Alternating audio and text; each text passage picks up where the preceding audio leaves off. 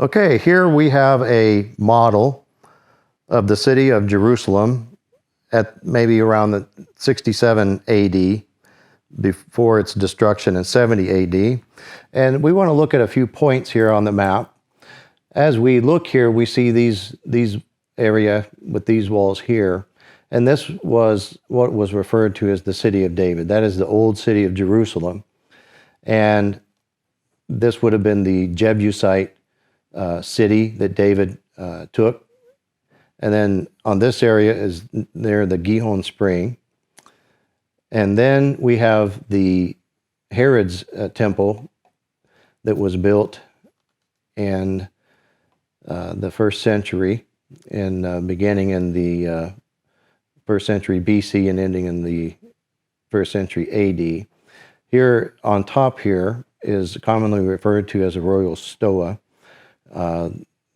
And beneath the base here of the temple, there are vaulted ceilings beneath this. And when you came into the Hulda gates and you would come up into the temple area beneath it. And as you came up, this would be the traditional Jewish temple here, Herod's temple. The only images that have made it through time is on a coin, and it shows the face of the temple here, and as it faced eastward. Now, this would have been the court of the women, and then outside this area here, you would have the court of the Gentiles. But beside the temple, Herod had built a fortress and named it Fortress Antonia after Mark Antony. And as we look here at this area, what is typically known as the Robinson's Arch, and somewhere in this area, and Wilson's Arch somewhere in this area today. Much of what we know about Jerusalem is from the writings of Josephus, because the Romans in 70 AD really left no stone unturned. They left the area of the Wailing Wall there, and one of the three towers that Herod had built that we're going to address in just a minute. After, between the Testaments, 400 years and leading up to the birth of Christ, the city was expanded by the Hasmonean dynasties, and there was this outer walls that were built out this direction. Herod then continued building and built his palace in this area. The red roof buildings are indicative of Roman-style houses and shops and villas, and while the brown buildings are typical Middle Eastern Palestinian-style homes. Now, we see that there was a theater, which is only a semicircular. The Romans could build all the way around because concrete had been perfected by this time.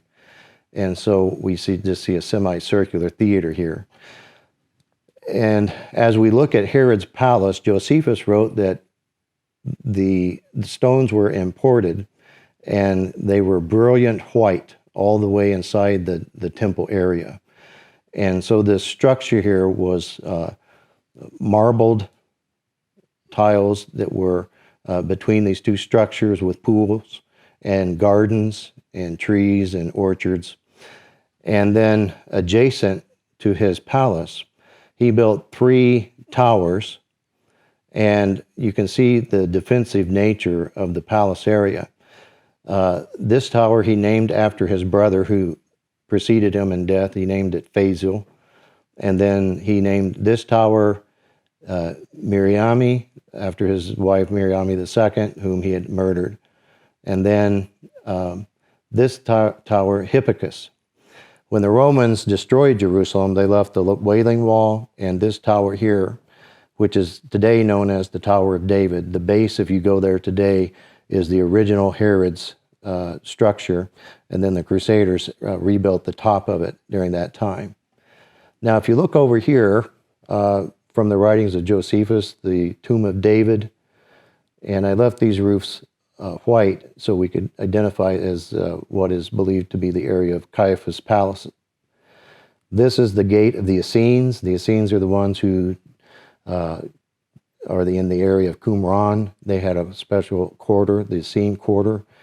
and this gate is named the Essene Gate. Down here we have the Dung Gate. Here we have the Pool of Siloam. And so it was fed by the Gihon Spring. And when Jerusalem was besieged by Sennacherib in 2 Kings and also in Isaiah 37:38, that Hezekiah engineers, they built, starting from both ends, and they met in the center, underneath the old city, a passageway to funnel the water through to the Pool of Siloam, which is a remarkable feat of engineering. This are some of the old Hasmonean palaces here. And then during the days that Agabus prophesied that there would be a famine, there is a palace here, and it's referred to as the palace of Helena, queen of the Aldabine. She became a Jewish proselyte, and her son brought food from their kingdom, which is in northern Iraq, Armenia area. And Josephus wrote in the days that he was alive that the remains of Noah's Ark could be found in that country. And her tomb is straight across here on the Mount of Olives. The brook Kidron would run through this valley here. And then coming up this way, we have the Pool of Bethsaida. It had 5 porches there.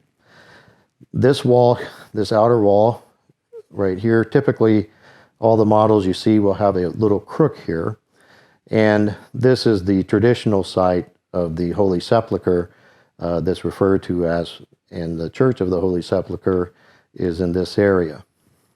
Now, we don't know for sure that that is the exact place, but traditionally they typically put this crook in the wall.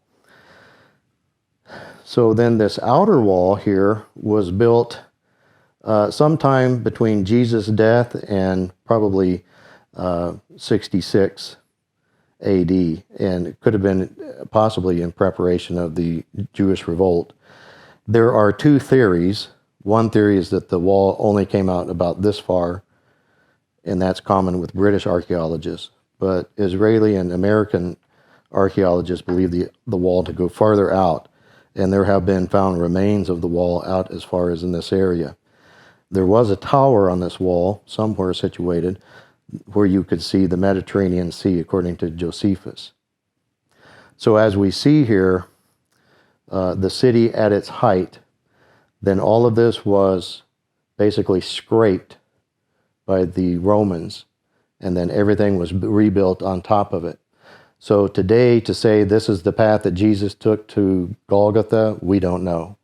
All we know at best is the writings of Josephus to try to rebuild a few things.